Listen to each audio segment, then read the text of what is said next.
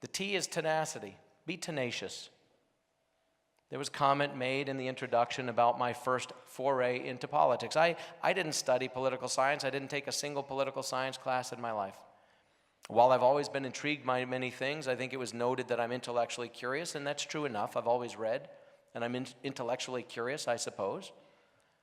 And I've always been intrigued by the world of politics, more just because of my frustration with it, I think, than anything else. But I've followed along. I've always voted. I've always been engaged. I've always been as conversant as the next person, and maybe then some. But I've never aspired to be a politically elected person. I never had aspired to find myself out in the public forum in a situation such as this.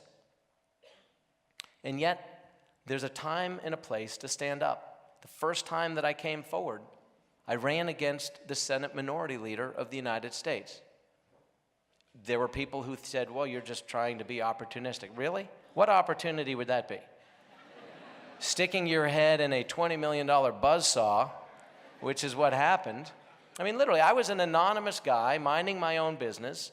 $20 million later, I was the scourge of the earth and the son of Damien. And it was literally, and that's what happens. But understand that I didn't go in unmindful of that. I went in fully aware of the fact that no Senate leader, minority leader, majority leader, whip, no leader in the Senate in the history of American politics had ever lost a primary, ever. Never. In fact, no such leader had ever gotten less than 75% of the vote in a primary. So I had no delusion that this was going to somehow be easy or simple or even a given. So you would say, why would you do that? I did it because sometimes it's important to rattle the cage. Sometimes it's important to challenge the status quo. Sometimes it's important to create the kind of dialogue we're seeing a lot of in 2016, and no matter what you think about it, it's healthy, it's cathartic, it's good. Be tenacious. Be the people who are willing to step forward. In this gubernatorial race, there were 3 good people. I knew all of them. I had met with each of them multiple times. I knew them well, and every one of them would have been a better alternative than the likely nominee on the other side who became the nominee, who was our state's attorney general. It wasn't because there was anything inherently wrong with each of them individually, but when you run for office, and this is something that I think those of you who do study politics understand, you've got to do 3 things. You first of all have to win a primary, you have to win a general, and then you have to do the job. And if I had been convinced that the other 3 individuals could have indeed done all 3, it was possible. I wasn't convinced of it. And I knew for a fact I did not want somebody that was likely to be coming from the other side to take our state forward, because we can't afford to have continued down the wrong path.